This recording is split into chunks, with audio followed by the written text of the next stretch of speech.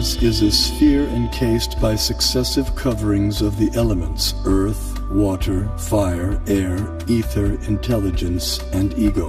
As a coconut has its hard outer shell and inner liquid, so the universe has its outer coverings and an inner space half filled with ocean water. On that ocean, another Vishnu expansion reclined on a serpent bed while being massaged by his consort Lakshmi.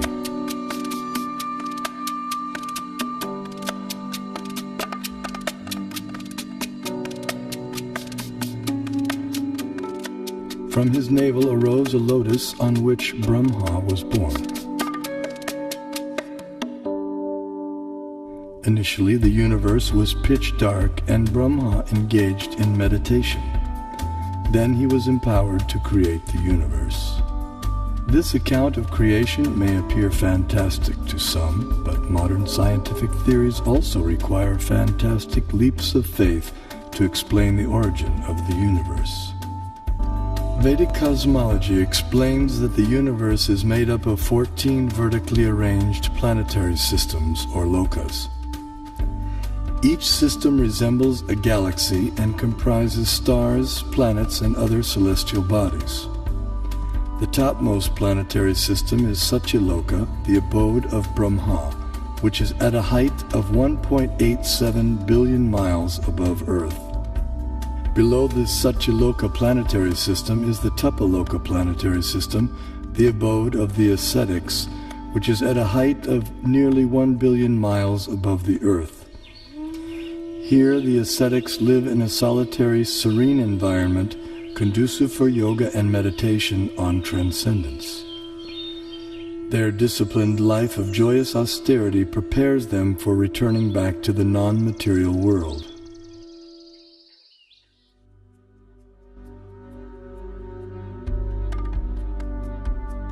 As we move down from Tapaloka, we pass through Maharloka and Janaloka until we reach the Svargaloka planetary system, also known as heaven. And then from the center of the dome, a chandelier, which shows the planets according to the Vedic version. This planetary system is rotating from east to west, and it is hanging like the chandelier taking shelter of the pole star, that we can see every night. That the pole star or the North Star remains fixed and does not orbit in the sky is well known to astronomers and sailors alike. Less known is the fact that the pole star rotates powerfully on its own axis. The ancient Vedic text called Matsya Purana explains, the planets and stars are all attached to the pole star by invisible astral cords of wind called pravaha. The revolution of the pole star causes the orbital motion of other planets and stars. Through meditation, yogic astronomers visualize the planets and stars as different parts of the body of Shishumar, the transcendental dolphin. The pole star, the topmost of the heavenly planets, is like the capital of the middle universe. Here the third form of Vishnu resides on an ocean of milk. In times of universal disturbances, the demigods headed by Brahma come here to appeal for help. The pole star is also the abode of Dhruva, a pure and exalted devotee of the Lord.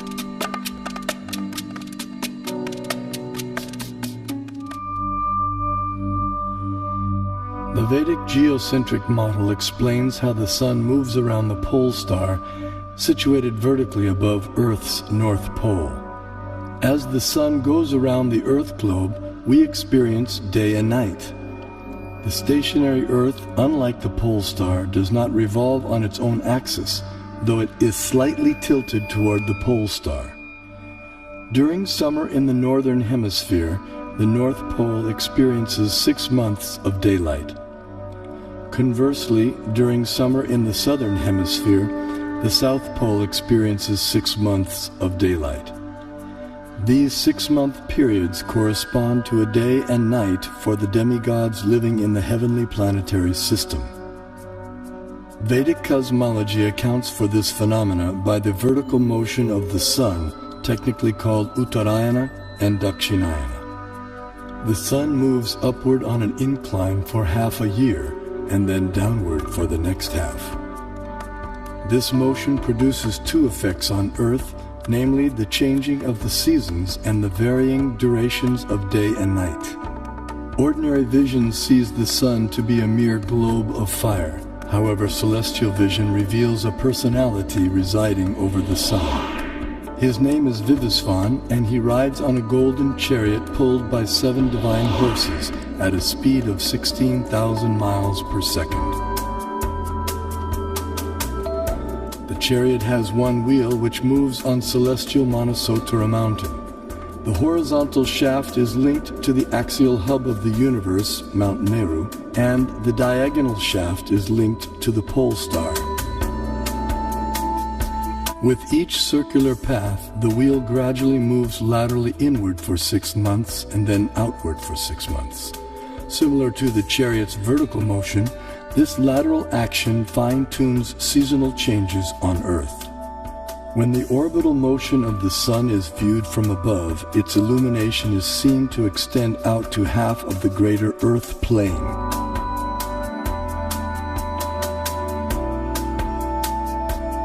During its orbit, the sun passes over the 4 cities situated in the 4 cardinal directions. The city over which the sun is passing experiences noon, and the city in the opposite direction experiences midnight. The 2 other cities experience sunrise and sunset. Although Bhumandala literally means the circle or mandala of the earth, it has little in common with the earth on which we stand. The diameter of Bhumandala is given in the Bhagavatam, and it is about the size of the orbit of Uranus. Bhumandala is divided into a series of geographic features called oceans and islands. But these are geometrically perfect rings of cosmic size with no resemblance to irregular earthly continents. In the center of Bhumandala is the circular island of Jambudvip, with 9 subdivisions called Varshas. These include Bharatavarsha, which can be understood in one sense as India, and in another as the total area inhabited by ordinary human beings. Jambudvip is centered on the geometrically shaped Sumeru mountain, which represents the world axis and is surmounted by the city of Brahma, the universal creator. The Bhagavatam presents astronomy in geographical and mythological language, and the mode of presentation is different from the familiar modern approach. Although the earth disk of Bhumandala may look naively unrealistic, careful study shows that the Bhagavatam uses it to represent at least 4 different reasonable and consistent models. Vishnu Purana also describes the earth as Bharatkanda and gives its diameter as 8,000 miles. The earth is also referred to by the name Bharatkanda in the invocation Sankalpa mantra chanted by Brahmana priests since time immemorial up until the present day. Jambudvipe Bharatavarshe Bharatakande Meroho Dakshine Pash. Vedic cosmology gives descriptions of the entire cosmos, including its subtle features. Perception and access to these subtle features, however, requires karmic qualification. Consequently, much of the cosmos described earlier, as well as parts of the cosmography about to be described, are imperceptible and inaccessible to us earthly inhabitants. Bharatkanda is one of the 9 islands of the larger and originally bow-shaped Bharatvarsha, which was divided by the sons of Sagara. Being completely surrounded by water, the islands are mutually unreachable. In the Vedas, Bharatkanda, our earth, is also referred to by other names such as Sudarshan-dvip, Kumarika-dvip, and Navadvip, etc.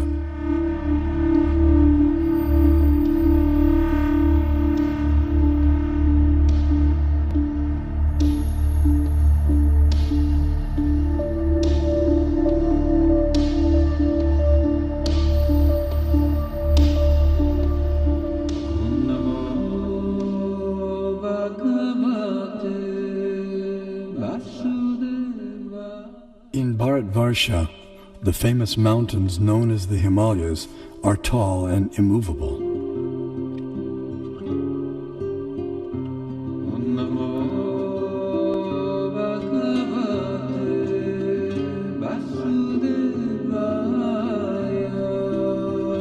Here we find an abode of Lord Shiva, the greatest of the demigods.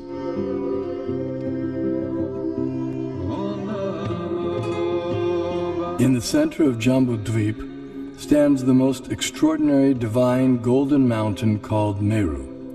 Meru is shaped like an inverted cone, and it is the sporting place for the demigods. Around Meru are many supporting mountains called Kesara. Jambudvipa is 0.8 million miles in diameter and is surrounded by the saltwater ocean of the same width.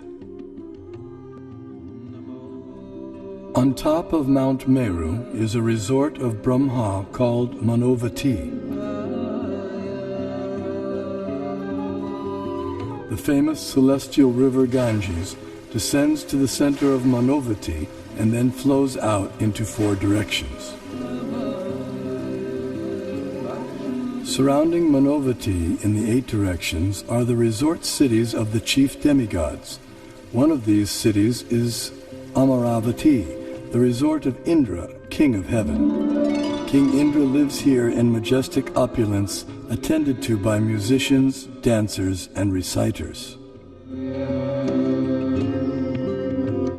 The greater earthly planetary system extends out to the edges of the universe and has a diameter of 4 billion miles. Known as Bhumandala, shaped like a lotus flower, it has 7 concentric islands and oceans with Mount Meru as its pericarp.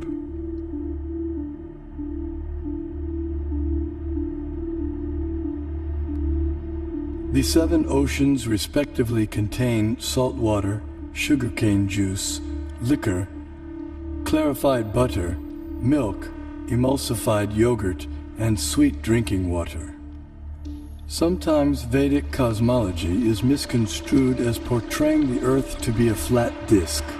This flat earth misconception arises partly due to our inability to understand Vedic nomenclature. A single object may be referred to by several names, and a single name may refer to several objects. For example, the term earth may be used to describe at least 6 different aspects of cosmology. The earth we live on is indeed a globe, as explained by the Sanskrit word parimandale, meaning spherical, used in the Mahabharata text. The flat disk refers to the greater earthly planetary system of Bhumandala. 4 elephants of inestimable size are placed at the 4 directions for balancing the greater earth.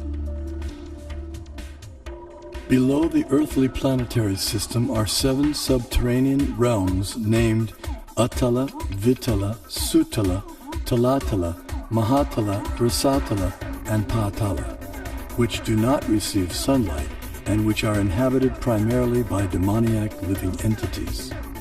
To reach the first one must go 80,000 miles downward through underground tunnels. At successive depths of 80,000 miles are the remaining 6 netherworlds, all of which are fully developed underground civilizations. In the 4th level downward, Talatala Loka, lives the magical architect Mayadanava, who has designed many brilliantly decorated cities where proud materialists reside. Below the netherworlds are the 28 hellish planetary systems. The demigod of justice, Yamaraj, judges the unrighteous human beings after their deaths and sends them to one of these planets. There, errant souls are administered appropriate punitive measures corresponding to their misdeeds.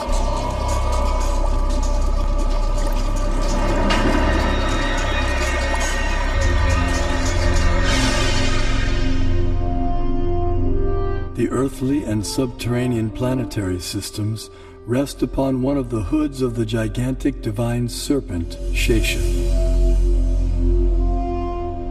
Shesha in turn is held up by the colossal transcendental tortoise, Kurma. and Kurma resides in the ocean that fills half the universe.